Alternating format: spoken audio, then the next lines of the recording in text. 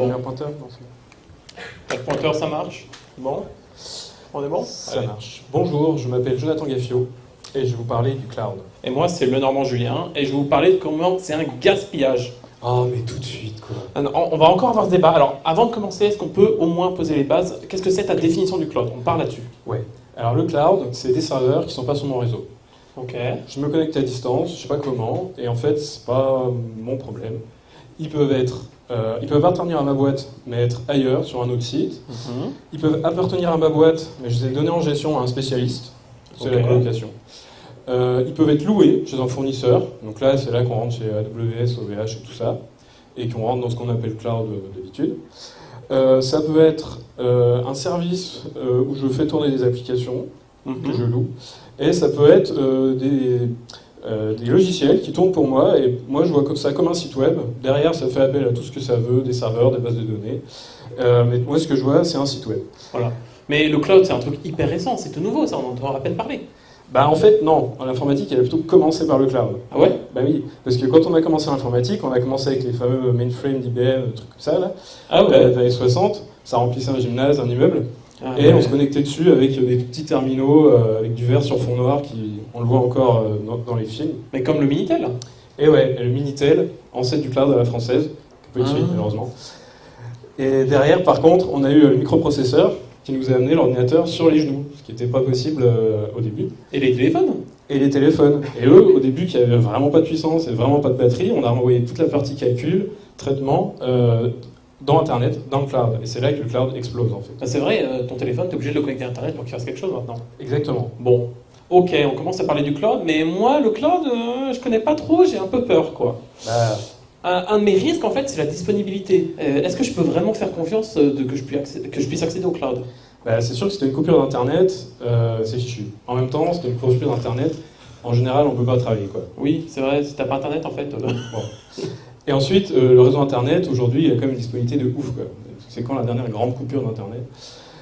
Des petites, mais ça va quand même. Voilà. Okay. Et après, on peut avoir des problèmes du fournisseur, mais le fournisseur, en fait, son taux de dispo, lui, il atteint des sommets par rapport à ce qu'on atteint d'habitude sur les réseaux locaux. C'est quelques heures de perte par an. Ça va. Par contre, c'est quand la dernière fois qu'il y avait un service de l'entreprise qui n'était pas dispo à cause d'une mise à jour, ou d'un plantage, ou je sais pas quoi, les fichiers partagés, on n'arrivait plus à y accéder. On n'a pas une fiabilité totale dans l'IT qu'on a en interne. C'est ça. Et en fait, la dispo, elle est meilleure dans le cloud. Bon. Mais la sécurité, tu vois, si c'est pas mes serveurs, je peux pas être sûr qu'ils sont bien, que j'ai une bonne sécurité dessus. Bah, c'est vrai, c'est un vrai problème. Mais ce qu'il faut savoir, c'est que tout terminal qui est connecté à Internet est attaqué tout le temps. Il suffit de regarder les logs. Oui. Tu regardes, tu te fais tout le temps par scan, si tu as un serveur WordPress, si quelqu'un essaye de se connecter. Toutes les 10 minutes, quelqu'un essaie de rentrer. Bon. Et en fait, la partie de sécurisation entre son ordi et le cloud, c'est la partie facile. Avec le VPN, SSH, des technos comme ça. Oui, ça c'est les trucs qu'on utilise tout le temps en fait. On utilise tout le temps, ça marche super bien. Ok.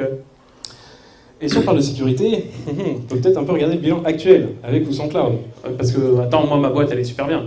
Ah bah t'as bien de la chance. Ah ouais? Parce que 50% des entreprises françaises déclarent chaque année une attaque ayant entraîné des dommages significatifs. 1 sur 2? 1 sur 2. Pour un total déclaré de 2 milliards par an. Seulement 2 milliards? Déclaré. Ouais, ok, ça fait beaucoup quand même en fait. Pour ceux qui en parlent. Ok. Bon. Et là je vois sur la photo, il y a OVH en feu quand même. Bah, quand t'as pas de backup... Ouais, t'es un peu dans la merde. Mais du coup, cette techno, ils l'ont arrêté d'ailleurs. Ils ont remplacé par des trucs plus fiables. Okay. Et le truc, c'est que dans le cloud, à la limite, on te met plus d'outils dans les mains pour améliorer ta sécurité. Par exemple, c'est la super backup. Ah oui, en fait, ils te mettent à disposition des choses pour améliorer ta sécurité. C'est ça. Et en tout même temps, en main. comme c'est des spécialistes, il y a un certain nombre de choses qui sont gérées. La protection du réseau, elle est gérée. Les mises à jour, ils vont pouvoir les faire. Il y a des choses comme ça que tu peux déléguer qui améliorent ta sécurité. C'est des professionnels en fait. C'est ça. Ça fait pas tout. Parce que c'est aussi à toi de, mettre en place les choses pour atteindre la sécurité. Mais c'est pas le cloud qui t'en empêche. Mais moi, ce que j'ai de plus précieux, c'est mes données en fait. Ça, j'ai pas envie que quelqu'un puisse y accéder. Notamment des États en fait. T'as raison. Et ça, c'est vraiment un vrai problème. Les données, c'est un vrai trésor. Okay. Mais là, on retombe sur la règle de base de la conservation des données. C'est-à-dire une donnée, si elle est cryptée, avec une authentification forte, personne ne peut y accéder. Personne. Les seules attaques connues, c'est la brute force. On a monté la taille des clés jusqu'à ce qu'il faille l'énergie de toute la galaxie pendant toute sa vie pour essayer toutes les clés. Donc, c'est vrai, la crypto, ça marche quand même plutôt bien. C'est ça. Ok. Mais voilà. Mais du coup, la chose qu'il faut éviter, c'est de donner ces données en clair à un fournisseur de services tout clé en main. Vas-y, tu me donnes des données et moi je te fais un site web. Là, forcément, il voit les données. Si on les donne chiffrées, bah, il peut rien en faire. Voilà. Ok. Bon. Il faut faire un peu gaffe avec ce qu'on a. Et puis on a aussi des offres souveraines. Bah, on a OVH par exemple. On peut choisir de stocker les données Roubaix, Strasbourg, sur le territoire français et donc soumis seulement à la législation française. Ah oui, je suis pas obligé de tout donner aux Américains. Je peux donner aussi à la France. Ok. Bon, par contre, tu me parles de nouvelles features. Il y a plein de services clés en main. Ça marche bien. Il y a des experts. Le prix, ça va être bonbon. Eh ben, plutôt non. À usage égal, si tu utilises la même quantité d'informatique avant-après, tu as tendance à baisser les coûts par... Baisser ? Oui, parce que les serveurs dans le cloud, ils sont utilisés par plusieurs utilisateurs. Ils sont partagés, le taux d'utilisation monte, et donc tu peux le vendre moins cher. Et aussi, tu fais des gros data centers, tu as un effet de masse, une économie d'échelle. Ouais, tu mets les ressources en commun, du coup c'est plus efficace en fait. C'est ça. Ok. Aussi, ce que va pouvoir t'apporter ces fournisseurs, c'est des services, de l'expertise, des choses que toi, tu aurais eu du mal ou ça t'aurait pris du temps à internaliser. On parlait des backups, ça peut être les logs, ça peut être la migration, ça peut être plein de choses en fait. Le monitoring de tout ce que tu utilises, Oh là choses là. comme ça. Et ça transforme aussi des coûts où avant tu aurais acheté des serveurs, immobilisé du capital, en factures mensuelles. Ça devient pour toi d'opérationnel. Oui, je vois, j'achète ce que je veux en fait. Et ça, je vois combien ça coûte. Et tu as même des modèles d'utilisation ou de paiement à l'utilisation. C'est-à-dire qu'on va parfois sur une granularité jusqu'à une exécution de fonction sur un petit serveur, facturé une fraction de centime. Et du coup, tu payes vraiment ce que tu utilises. Ouais, ça a l'air pas mal. Par contre, j'ai entendu quand même des histoires, ça explose les factures. Tu te retrouves avec des millions. Il y en a. Il y a eu des histoires comme ça. Parce que justement, le paiement à l'utilisation, il faut faire gaffe à son utilisation. Si on déploie tout à coup 10 000 devices dans l'IoT et que tous ils crachent une masse de données et qu'on la sauvegarde sans faire gaffe chez AWS, la facture tout à coup elle peut exploser. Ouais, tu payes à l'usage, si tu utilises beaucoup, tu payes beaucoup. Si tu ne surveilles pas ton usage, tu payes beaucoup. Okay. Et de toute façon, là on rentre dans une problématique qui va être continue pour une entreprise ou pour un logiciel, l'optimisation des coûts, tout simplement. En général, quand on démarre, on va prendre des services plutôt de haut niveau, peut-être un peu plus chers, mais pour aller très vite en ligne, capter des utilisateurs, commencer à se faire connaître. Et puis, au fur et à mesure, quand on maîtrise mieux ses besoins, on peut descendre en niveau de service. Là, aller louer simplement des serveurs, c'est moins cher. Quand le besoin est mieux connu, on peut affiner en fait ce qu'on utilise et faire des optimisations à ce niveau-là. C'est ça, et ça c'est la discipline qu'on appelle le FinOps, le Financial Operation. Ah, c'est ça que ça veut dire. Ouais, ça veut dire optimiser tes coûts informatiques. Ok, bon, c'est pas si compliqué en fait. Ouais. Bon. Par contre, le truc c'est quand tu vas dans le cloud, tu vas sans doute utiliser plus d'informatique qu'avant. Ah ouais? Ah bah oui, les usages. Bah oui. Ah merde.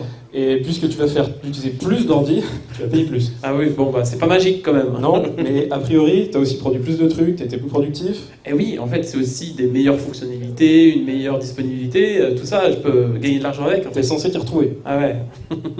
Mais je vais me faire enfermer en fait dans le cloud, je vais lui donner tout mon argent et puis je pourrai jamais changer.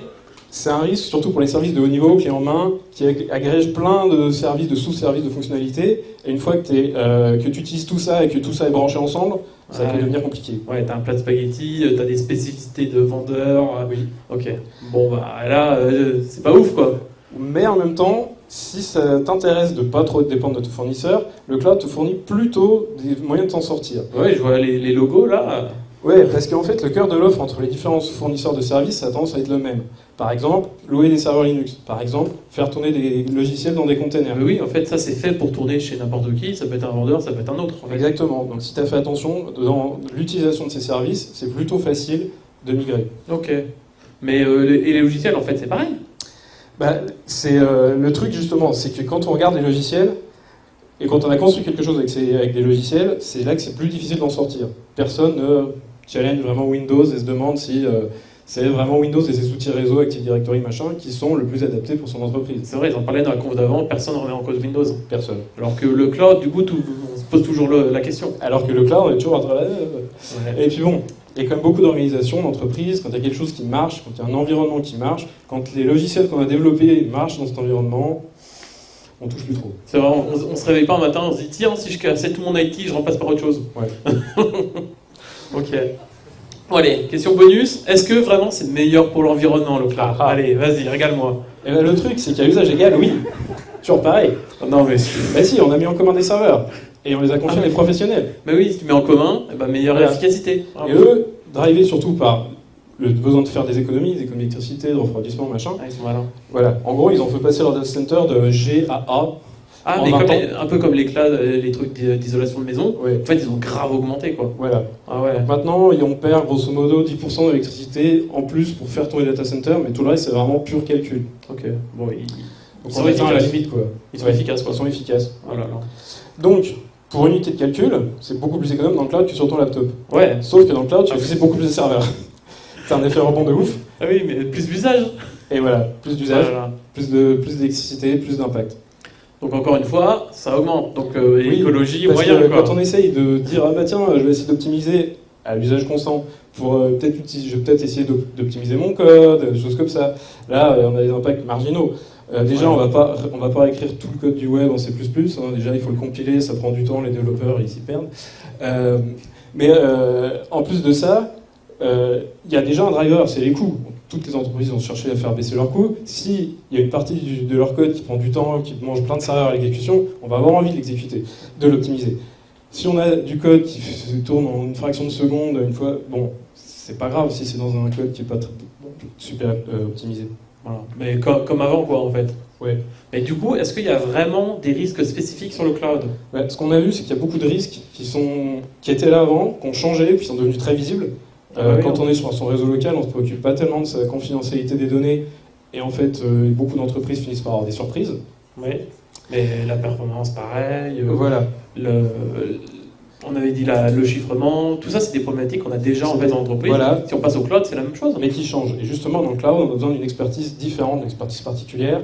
On a besoin de savoir s'y retrouver dans ses fournisseurs, dans les services qu'ils Il y proposent. a plein de services, plein d'options, des Voilà. plateformes, des machins. Et du coup, une migration, c'est pas évident, c'est pas immédiat. Il faut se faire une expertise et il faut une équipe capable de gérer tout ça. Il faut des compétences en fait, il faut des ça. gens. Mais du coup, ça te permet de rentrer dans le cloud. Mais si j'ai envie d'en sortir vraiment complètement. Alors on voit quelquefois des articles, on est sorti du cloud. Bon, en fait, on est surtout descendu en niveau de service. C'est-à-dire on est passé de service clé en main, je te donne mon code et toi tu fais tourner mon site web, à je loue maintenant des serveurs et je m'occupe de faire mon propre déploiement. Ok, on a juste baissé un peu le niveau d'abstraction, mais en fait, ça c'est la même chose. Il y a une grosse conséquence sur la vie de l'entreprise, mais en fait, quand même, c'est dans le cloud. Oui, on les paye plus à faire certains services, on les fait nous-mêmes. C'est ça. Mais du coup, je suppose qu'il faut les gens compétents et tout ça. Voilà. Ok. Ce qu'on voit aussi parfois, c'est des entreprises qui sortent du cloud dans l'autre sens. On a Netflix qui s'est mis à développer ses propres puces, ses propres data centers. Donc ils louent plus chez AWS des serveurs, mais en gros, ils sont devenus un acteur du cloud. Oui, en fait, ils ont leur propre cloud en interne, ils ont leur propre ferme de serveurs et tout Voilà. ça. Ok. Et ce qu'on voit aussi, c'est que la frontière du cloud s'efface. On a vu, Microsoft nous envoie plein de trucs maintenant sur nos ordinateurs, de la pub, de la météo, ce que tu veux, et ils renvoient plein de choses dans l'autre sens. Python, dans Excel, c'est Python qui s'exécute sur Azure et qui renvoie la réponse. Ah ouais, mais en fait, le cloud, il est présent partout, quoi. Voilà. Et Teams, d'ailleurs, ça passe par les serveurs de Microsoft, et je suis pas sûr que les fichiers partagés sur Teams soient complètement confidentiels. On en reparle après. Mais du coup, en fait, c'est une sorte de transformation qui s'opère. Complètement. C'est une révolution, on pourrait dire. Oui. Ah bah, parlons des révolutions. Parce que moi, dans ma boîte, on se posait la question de est-ce qu'on passe au cloud ou pas. Mais en fait, au vu des arguments que tu me donnes, je comprends mieux en fait ce que je vois autour de moi. Voilà. Là, si on parle un peu d'économie, quand tu regardes les 10 plus grandes capitalisations boursières, tu vois qu'il y en a 8, c'est de l'informatique. Tu as tous les clouders et les vendeurs de puces. Et ouais. Voilà. En fait, le cloud, c'est l'infrastructure du web. Vu que le web est devenu ubiquitaire et qu'il a une place majeure dans nos vies, l'infrastructure se retrouve partout. C'est vrai que maintenant, on en a partout. Et du coup, le web, ça n'existait pas trop il y a 20 ans, mais ça a vraiment pris de l'ampleur. Voilà. Et maintenant, on ne pense pas autrement que par le web. Le web, on en met partout. Et voilà, et c'est la troisième révolution industrielle, on a les pieds dedans.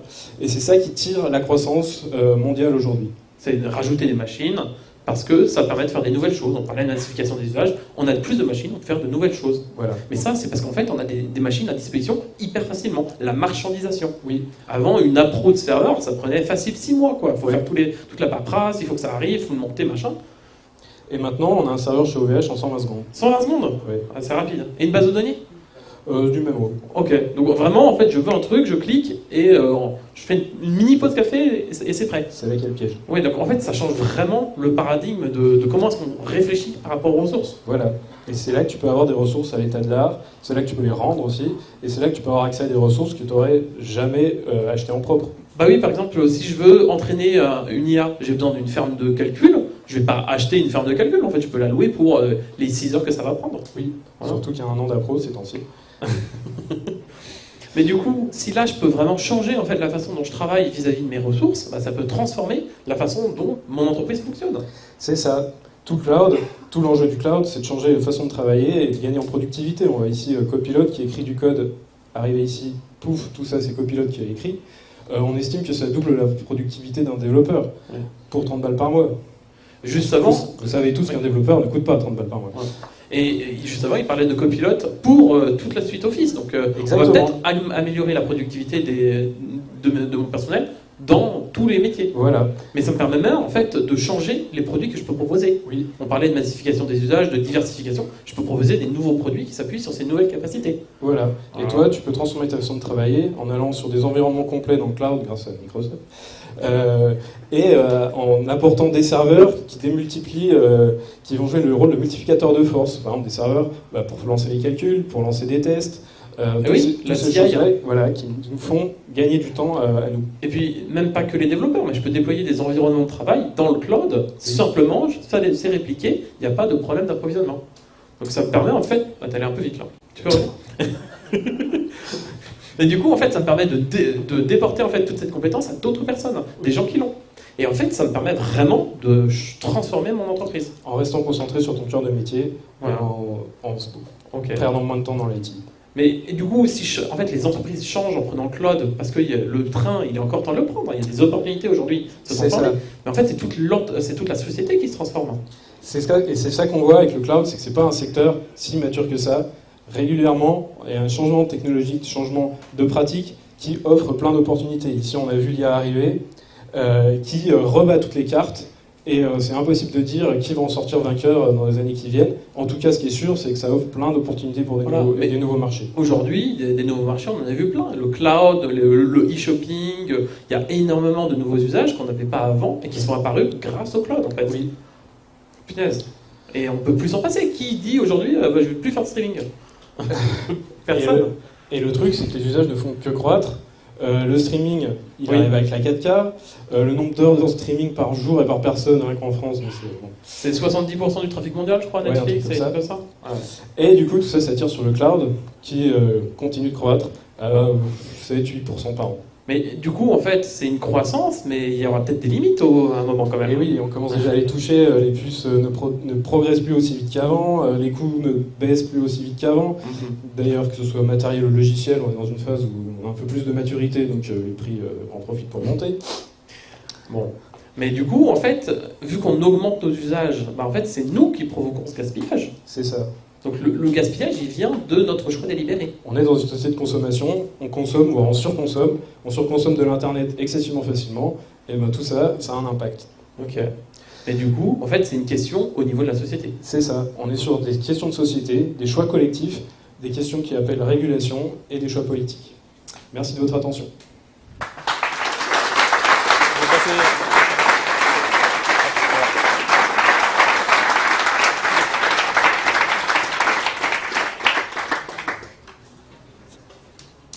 Il va y avoir un micro pour les questions. Marie dit oui et il circule. Il est derrière. Voilà. On vous attend. Bring it on. Au niveau des sécurités, j'avais une question.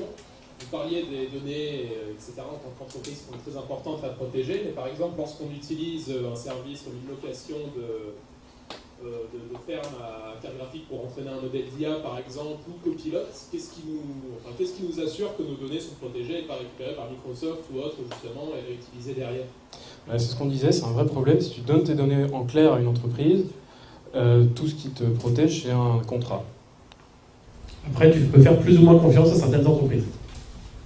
Ok, donc c'est finalement que de la confiance. Aujourd'hui, Copilot, c'est une confiance envers Microsoft qu'ils ne vont pas récupérer ce qu'on utilise dans nos projets d'entreprise ou personnels. Oui, une confiance intéressée, c'est-à-dire que tu peux parier sur le fait qu'un Microsoft a intérêt à ne pas se faire prendre la main dans la poche. Ok. Et il proposait récemment aussi de déployer ton ChatGPT, par exemple, dans ton propre cloud. Alors ça, c'est un mouvement côté OpenAI. Voilà. Il y a aussi des fournisseurs alternatifs qui s'y mettent. Par exemple, on a Mistral, une boîte française, qui propose des modèles d'IA libres et que tu peux déployer chez toi. Donc dans un réseau local. Ou dans un cloud d'entreprise, Oui. et où du coup, tu gardes à tout moment la maîtrise de tes données. Très bien, merci beaucoup. Il y a une autre question. À un moment donné, vous avez parlé de la partie légale. Et notamment, vous passez par des réseaux et des serveurs. Et à partir du moment où vous passez par les serveurs, on est sur une juridiction du territoire. Donc, est-ce que le cloud appartient au serveur ou est-ce que c'est indépendant? C'est des questions qui sont complexes, puisque le droit il est encore en train d'évoluer sur ces questions-là, etc. Donc on n'est pas spécialiste en juridique, ça c'est sûr. C'est pour ça qu'on disait aussi qu'il y a des solutions qui, facilitent la réflexion, au sens où si les données sont hébergées en France, par exemple, on n'est pas en train d'avoir les mêmes ennuis que si c'est partagé sur plusieurs pays dans le monde. Maintenant, c'est des questions qui sont sérieuses, qui ne peuvent pas être ignorées par les entreprises. Je ne suis pas sûr d'être bon interlocuteur. Le RGPD, par exemple, justement, ça a posé ce genre de questions d'entreprises qui ont dû rapatrier des données en France. Et il y a le même problème avec la Chine, qui veut que les données soient hébergées chez eux. Et donc, les offres de logiciels là-bas, ils sont obligés de monter des clouds là-bas. Mais en fait, c'est exactement ce qu'on fait nous. Et effectivement, il y a une vraie question aujourd'hui de protection des données. Et on voit surtout avec les modèles de langage aujourd'hui qui sont nourris par les données. C'est une vraie donnée, c'est une vraie ressource importante et il faut la protéger. Mais le cadre légal, il n'est pas encore tout à fait là aujourd'hui. Il n'est pas tout à fait là. Et il y a aussi une vraie question à se poser, c'est que, par exemple, si on veut profiter de ces outils d'IA dans une entreprise, il faut nécessairement que l'IA lise les données, sinon elle ne peut rien faire. Donc il faut s'ouvrir, si on veut avancer. Dans quelle mesure on peut le faire? Si on bloque tout, on risque de rater le train une fois de plus. Donc c'est pas une question évidente.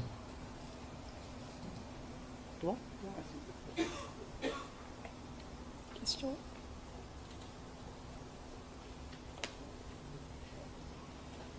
Une autre question? Ah ben.